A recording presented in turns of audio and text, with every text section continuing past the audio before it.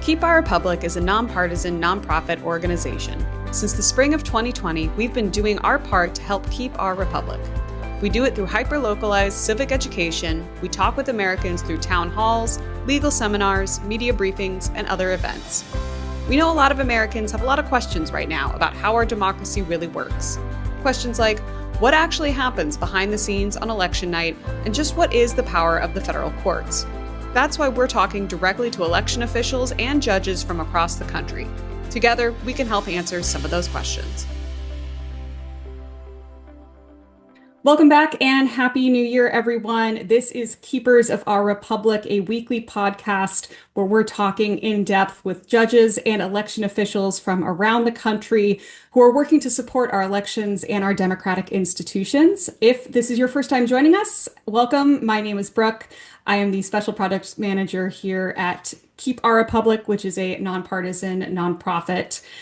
Today is the very first episode of 2026. Welcome back, everyone. I get to be joined today by Judge Diane Wood, who is a former federal judge appointed to the Court of Appeals for the Seventh Circuit, one of her just many impressive bullet points on her resume, I should say. We'll be getting her thoughts on the state of the federal judiciary as we enter the new year, what challenges, perhaps what opportunities we might be able to expect in the year to come, and having a little chat about Chief Justice John Roberts' State of the Court report, which came out, as it always does, on New Year's Eve of last year. So without further ado, welcome to the podcast, Judge Wood, and Happy New Year. Well, same to you. Happy New Year. So you have an incredible background. We were talking just a bit before I hit the record button about how impressed I always am by the resumes of the guests I get to chat with on this podcast, but you are obviously no exception to that. So let's run through your background just for a brief second for the audience. You following graduation from law school at University of Texas, you clerked for Judge Goldberg of the U.S. Court of Appeals for the Fifth Circuit in the 75 term and Justice Blackmun for the Supreme Court in the 76 term. You worked briefly at the State Department before entering private practice. And in the 80s, I saw you became the third woman ever hired as a law professor at University of Chicago Law School, which I know you are still teaching at. And in 95, President Clinton nominated you to the Court of Appeals for the Seventh Circuit, where you served until your retirement in 2024. Did I get all that correctly? Yes, you did. Always fun to hear your life read back to you in 30 seconds or less. That's right. Those are certainly the high points. Well, and so much more. We didn't get a chance to squeeze in between there. But one of the things that I know you're actively involved with, as many of our guests have been now, is the Keep Our Republic Article 3 Coalition, which is, of course, a collaboration of former federal judges and justices working to advance the cause of an independent judiciary and a constitutional Article 3 judiciary. So I just want to ask right off the bat, what was your interest in joining this coalition? I was very happy to see the coalition get formed because as a sitting federal judge, whether you're an active judge or a senior judge, you need to keep your personal views out of the public domain. They really don't matter in a way. You're there to decide cases. You're there to decide cases according to the law as you can best determine it. And my experience after 29 years in the Seventh Circuit is that's what judges do. I had colleagues appointed by every imaginable president all the way back. I think the earliest was President Ford, all the way up through President Trump appointees. We worked well together. We did everything according to the law as we could best ascertain it. Now, of course, there'd be disagreements, but that was okay. But upon leaving the federal judiciary, which I did to become the director of the American Law Institute, it's a very good law reform organization, I would say, one becomes you have insights into the way the judiciary is working that are uniquely available because of your experience. And it's been my perception that the public knowledge of the judiciary leaves a lot to be desired. People just are not exposed to it. They're not quite sure how it works. Is it political? Is it not political? What kinds of pressures are there? And those of us in the Article 3 coalition are in a perfect position to provide that public education, to explain, to stand up for judges whose rulings may be criticized in the wrong way. There's good criticism and there's bad criticism, and you don't want the bad kind. Can you elaborate on that? How would you define the good criticism, the valid, legal criticism versus the bad kind we're concerned about? Okay, the way I defined it is exactly the same way I handled my job during the years I was on the Seventh Circuit. If I disagreed with what a colleague had written, if I thought it was maybe out of the ballpark, just completely off, I never raised a point unless I could furnish a reason. I didn't just send a note that said, your opinion is terrible, period. I would say, here's the part I don't agree with. This is the statute, or this is the Supreme Court decision, or this is the reasoning that I think doesn't hold together. And you had to give a reason. And that helped the other person then come back to you, maybe say, I don't agree with you and I'm going to stick with what I said, but maybe say, oh, okay, maybe I'll trim here and I'll add there, and we can come up with something that we can all live with. So that's great criticism. I liked receiving it from other people, and believe me, I received plenty of it because we all do, and we should. The bad stuff is, oh, so-and-so was appointed by President Smith, and anybody appointed by President Smith is going to rule in this certain way in the case. That's actually my experience mistaken. It's not really what happens. Yeah. I can think of people who were Republican appointees who made rulings that the press would have characterized as liberal or progressive. I can think of very conservative, people appointed by very conservative presidents who did things that they weren't expected to do. So I don't think it's even right, but it's you shouldn't engage. It seems to be obvious to me. You shouldn't engage in personal attacks on people. That doesn't help anyone. It doesn't advance the ball in terms of the law. It doesn't clarify the law. It just demeans the whole system. Yeah. I think what's so interesting for those who I would say aren't in the legal profession, although I don't practice anymore, and I'm starting to wonder how common this is in the legal profession anymore. But this idea of having debate and disagreement, sometimes even like profound academic or ideological disagreement, and it still being civil and it actually being an opportunity to sharpen your own argument if they are able to find these holes or through a conversation, through debate, we find weaknesses in our own philosophy, and then we can go back to the drawing board and figure out what needs to be done in the work. Was that your experience sitting on the bench? Because I know you sat with some real heavyweights on the Second Circuit or Seventh Circuit who, I'm guessing were ideologically different than you. I'm thinking of Judge Posner, for example, who you may have not ruled the same way as, but you had to build consensus with on a number of cases. What was that experience like? We had a wonderful working relationship. He would circulate an opinion and I would write back, sometimes as many as 5 or 6 pages, single spaced, of reactions to the opinions. And he would, honestly, within the next 20 minutes, I would have a revised opinion back from him. We could go back and forth a number of times. And he enjoyed the banter. I mean, he enjoyed the process of trying to do this. I will remind people who are listening that this was exactly what happened with Justice Scalia and Justice Ginsburg. And they both said exactly the same thing you just said, which is we appreciated the help from the other person, whoever it was, to sharpen our arguments. Our opinions were better because of that process than they ever would have been if we had just holed up in our own chambers and never said a word to somebody. And I always felt the same way, whether it was my colleagues with the more conservative reputation, you mentioned Posner, and there were others, or frankly, how much do you learn when somebody is just patting you on the back and saying, "Oh, aren't you great?" You know what I mean? Yeah. You don't stretch yourself. You don't spot the holes. And I always figured the sooner I learn about any holes in the argument, the happier I am. Yeah. Was it, I mentioned in your bio, I know you clerked for the Supreme Court. Is there that sort of discussion and back and forth at the clerk level between the clerks as you're helping draft these opinions, or is that just happening at the bench level?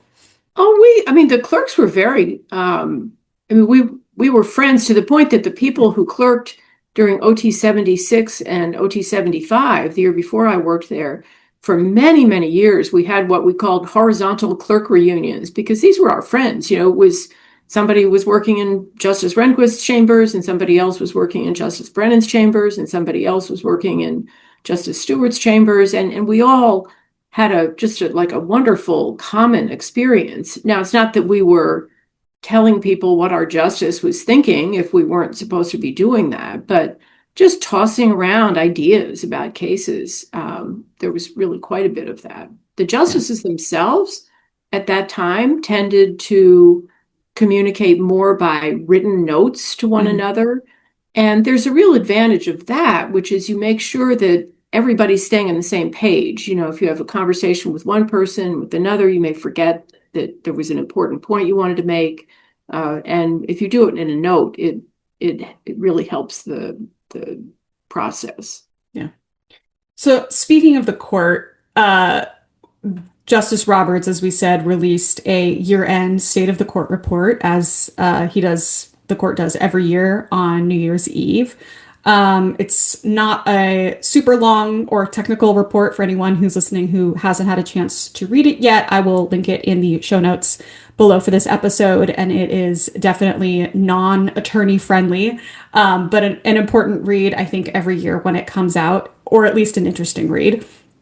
And this year he spent basically the entire report giving us a little Ken Burns style history lesson on the roles of lawyers and judges in the foundational days of the Republic, and even more so on the Declaration of Independence and the Constitution, our primary founding documents.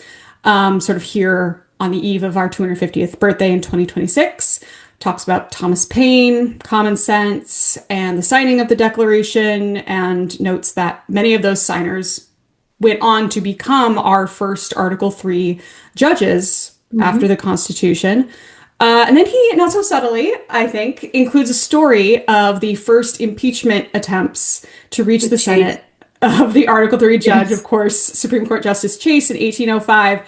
For those of you who aren't familiar, I know we spoke a bit about it last year, but I'm gonna read his chunk that he put because I think it's interesting for our next portion of our conversation. So, reading from the report, controversial and irascible, great vocab. Chase's temperament and rulings landed him at the center of a power struggle between the Federalists and the Democratic Republicans that culminated in his impeachment by the House and acquittal in the Senate in 1805.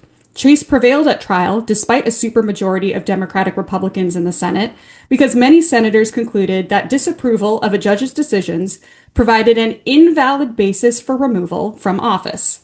As Chief Justice Rehnquist explained in the Grand Inquests, that outcome, quote, assured the independence of federal judges from congressional oversight of the decisions they made in the cases that came before them, end quotes. If you were to guess, what do you think Chief Justice Roberts is trying to say to us in this State of the Court report? Well, I think he's repeating what he already has said in less formal settings, which is that we shouldn't confuse impeachment, which is for high crimes and misdemeanors, it's for very serious forms of misbehavior, with ordinary error or even willfulness. There have been some district judges that I can think of over the time I've been a lawyer who at least developed a reputation of being kind of crazy people. They would come up with these opinions that were just wild. But you know what? The system took care of it. Sometimes the Court of Appeals in the relevant region of the country would either reverse them or would issue a writ of mandamus. Sometimes if it got past the Court of Appeals or it wasn't that kind of case, maybe it was a preliminary injunction, and so it moved quickly up to the Supreme Court. But the Supreme Court took care of it. So Chief Justice Roberts is emphasizing a very important point. Just because one person in the system comes up with a result that you think is terribly wrong, maybe you even think they had bad subjective reasons for coming to that decision, we can fix it. And that's the way we do fix these things. There's another fix also that he didn't mention, but that I'll throw in, which is that in many, many cases that the courts encounter, the vast majority at the lower court level, the case deals not with grand issues of constitutional law, but it deals with a statute, or it deals with an interpretation of a statute. And if the court interprets it in a way that Congress isn't happy with, Congress can fix that. All they have to do, as they did in the equal pay case for Lilly Ledbetter, is pass a law that says, no, actually, we meant to do it this way. And it's fixed. So we have a lot of corrective mechanisms in the system. High crimes and misdemeanors, if they happen, are very serious. But it's only happened about 8 times that a judge has been actually convicted on articles of impeachment. And that's a tribute to the character of the people who've sat on the bench. Why do you think, I mean, this has been, it feels like, at least until recently, so rare that we've seen any sort of calls for impeachment since Chase that weren't based on a traditional understanding of a high crime and misdemeanor. Like you said, we've had judges impeached, but it's been for things like sexual misconduct or bribery. Bribery. I think a lot of alcohol related, as you know, the legal profession is wont from time to time, indiscretions. Where do you think this shift, for example, late last year, we did have articles of impeachment introduced in the House for the DC District Court Judge Boasberg, who's been the subject of a lot of Chief Judge Boasberg, who's been the subject of a lot of articles in the news cycle for different rulings. Where do you think this is coming from? Like, how did we get here? Yeah, well, the first thing I want to say is just a slight, not quite a disagreement, but when you look at our history, I'm thinking of the 1950s and 1960s, where you couldn't drive through the southern part of the United States without encountering billboards all over the place that said in great huge letters, "Impeach Earl Warren." He was the Chief Justice at the time. He, of course, was the author of Brown versus Board of Education, not a step that made him popular in some parts of the country. And so there were great calls for his impeachment. Now, luckily, the House of Representatives at the time kept its head and realized if you don't like a Supreme Court decision, then maybe you need to find a way to re-present it to the court. Brown itself was a case that overruled an earlier case that was understood to be wrong. So just because the court said it doesn't mean it's going to be there until the end of time. Maybe there may be qualifications that are appropriate. That's another thing that happens. So what's happening now? I think what you're touching on is a broader problem of loss of confidence in the judiciary. You can look at the public opinion polls about the esteem with which the judiciary is held, and it's sinking, unfortunately.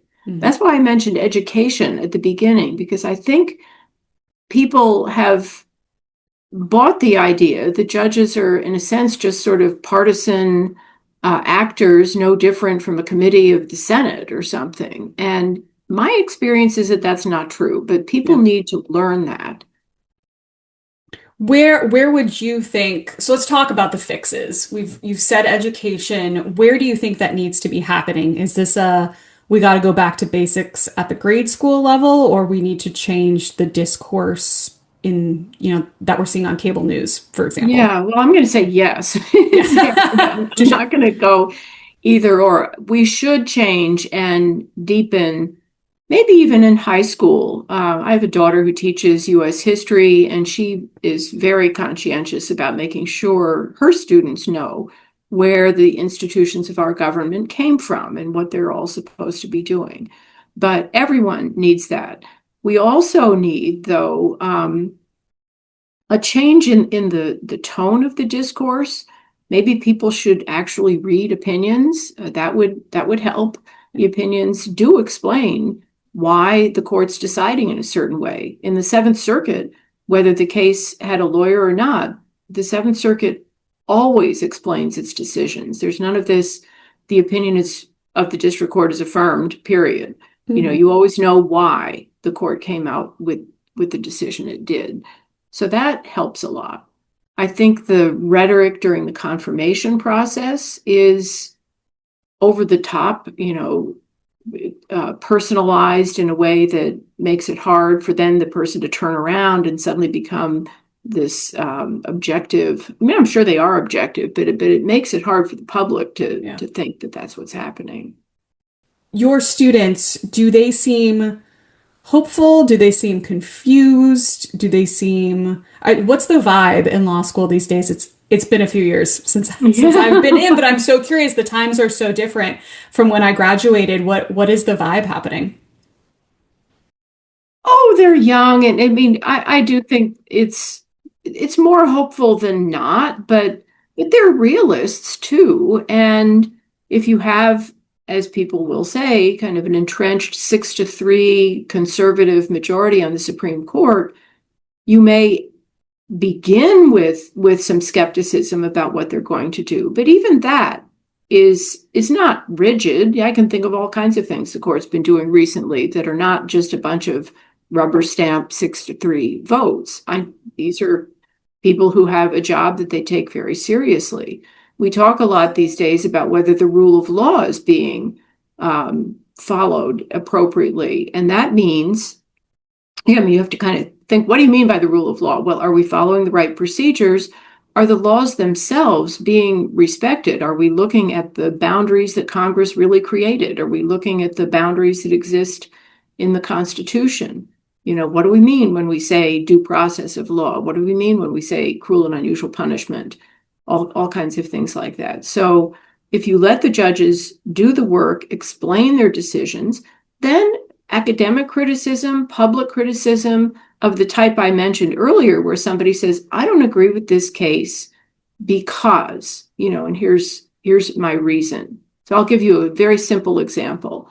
Many people in the country think that the death penalty ought to be condemned as a cruel and unusual punishment, right? It's about as bad a punishment as you can imagine. Other people, and you can certainly amass a huge amount of evidence for the fact that that may be a cruel and unusual punishment. On the other hand, as Justice Scalia liked to point out, if you look at the time the Constitution was written, and if you even look at practice up until the present day in the country, you find two things. You find one, the Constitution itself thinks that the death penalty is going to be used for some things, treason, for example. And so if the Constitution has kind of incorporated it, what are we saying? So there's an argument on the other side, and depending on which side of that argument you're on, you might say to somebody, yes, but the Eighth Amendment has evolving standards, therefore it should be read in a different way now than it used to be written 2 centuries ago. Or you could say, no, I'm an original language kind of person. I don't think the Constitution is that malleable. Let's wait until the actual amendment processes happen before we do anything. So those are all legitimate arguments you can make wherever you personally come down on that issue. I think maybe then our takeaway is that everyone's New Year's resolution for 2026 is we all actually read the opinions.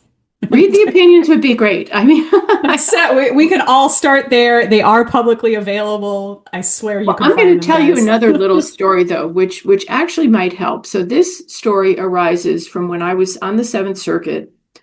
And just to lay the groundwork, some of the courts of appeals, the Ninth Circuit, for example, televise in real time all of the arguments before the Court of Appeals. Mm-hmm. Other courts of appeals have a permission-based system. Other courts of appeals just don't televise at all. So each Court of Appeals, there are 13 of them in the country, has come up with its own rules. So we were trying to decide which rule did we want in the Seventh Circuit. And one of my colleagues pointed out that at the state level, in the state where he was from, it was absolutely routine to televise. And he recounted that he was having a conversation. I honestly think it was with his barber, but whatever. He was having a conversation with a layperson. And the layperson said to him, I decided to spend a little time looking, it was probably on C-SPAN, looking at the arguments before that particular state's Court of Appeals. And the person said, I was so impressed. I could see the judges grappling with the issues. I could see the judges asking questions that they thought were important, that they needed to shed light on. I could really watch them thinking about the case. And so my colleague said, televising is actually a wonderful educational tool. It's something that says to people, don't trust my word for it. Watch them. Look at this. And you can do it. And actually, we decided to televise by permission. But the other thing the Seventh Circuit does, which is almost as good, is it has real-time audio tape. And so, again, if there's a case coming up that you're interested in, like what are we going to do about the National Guard in Chicago, you can listen to the judges asking the question. And I think a lot of people might be more impressed by the real thing than they are about a lot of op-eds and the like. It's a brilliant observation. And again, in the legal profession, we sort of, we listen to oral argument.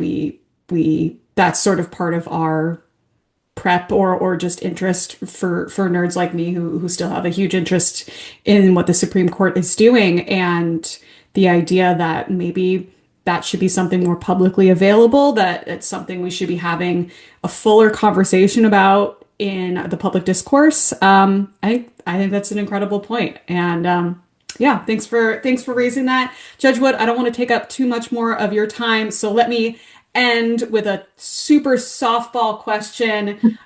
What do you think? What are your predictions for where the federal judiciary is going in 2026? Maybe not so softball.